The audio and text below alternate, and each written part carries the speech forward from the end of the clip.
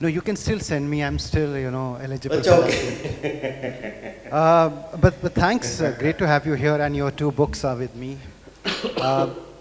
We have around 10 minutes, so quickly, one recurring thing that you referred to was the failure stories. A lot of people talk about the success stories, but you focus on the failure stories. Why so? So, as I mentioned, failure stories nobody talks about except when they're in a bar and they are probably 4 or 5 pegs down. Then it all rolls out, right? So, you look at Businessworld, you look at the daily newspapers, you look at the internet, there are so many success stories. Great, but nobody talks about why the guy failed. And which is why we thought we'd make it a mix. So there are failure stories and there are success stories, because I believe it's very important to learn from other people's failures rather than making those mistakes yourself. So I'll share with you another story. This was the year 2014 and the month of November. And there were 3 bright young engineers who walked into the conference room at India International Center, where all of us angels were sitting. And they said, "Sir, we have a great product. It's a design for a waterless urinal." Okay. Now today those things are very common. At that time they were not. Now suddenly all of us investors, we sat up. Why? Because on the 15th of August, same year, 3 months ago, the Prime Minister had announced Swachh Bharat Abhiyan.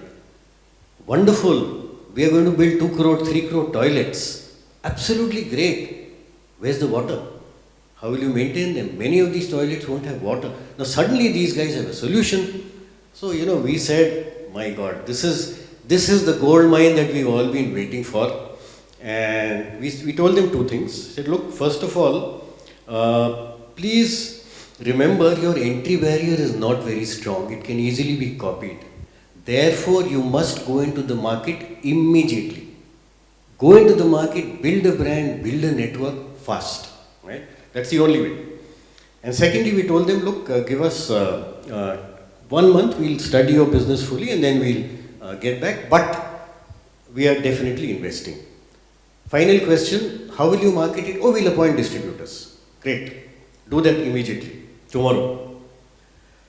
So 1 month later, these guys came back and we asked them, look, they were looking very excited. So we said, what happened?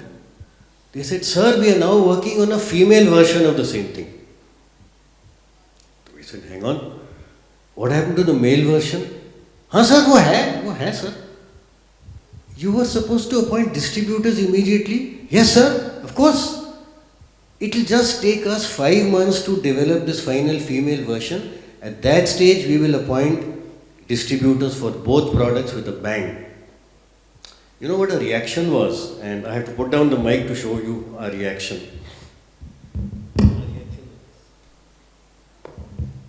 Why?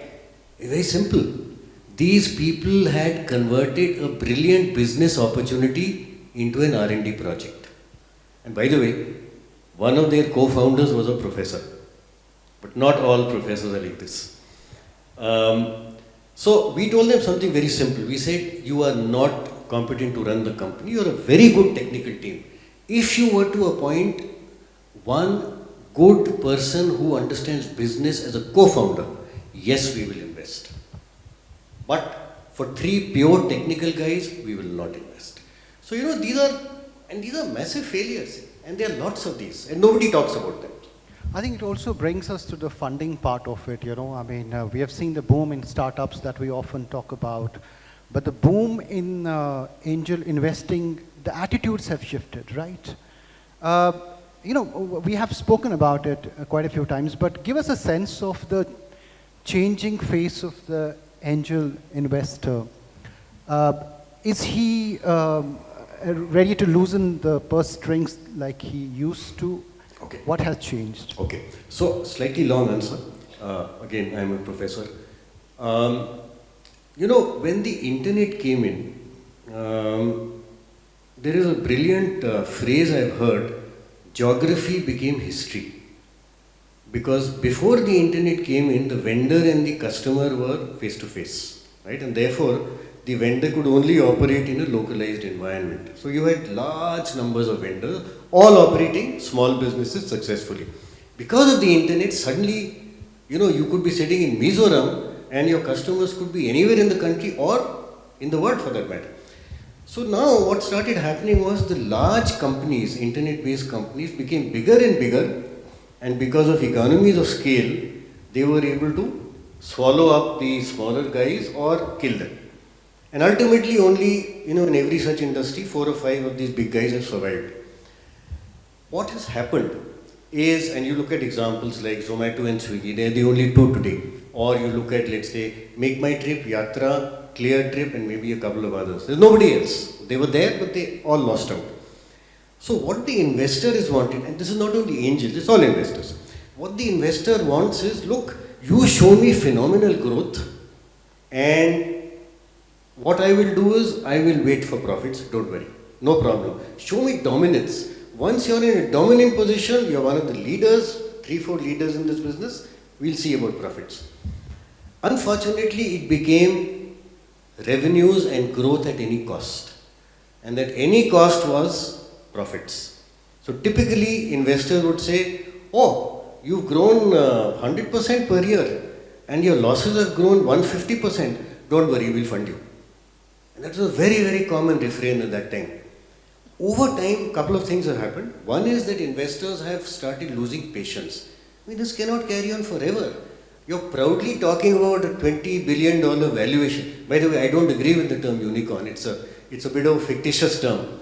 But you're loss making and you continue to increase your losses. So investors started moving to, we will not invest in fictitious businesses.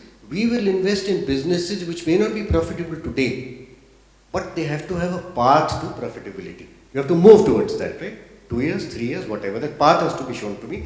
And in the last 1 year, of course, funding has become tighter because of whatever is happening worldwide in the US, in Ukraine, and so on. So this has happened. I personally think it's a very, very good sign because, I think startups it was a very inflated fairy tale kind of world. Today, they are coming down to the real world. And you look at companies like Zomato, they are moving towards profitability. They are not profitable yet, but they are moving towards positive EBITDA, which is a great sign.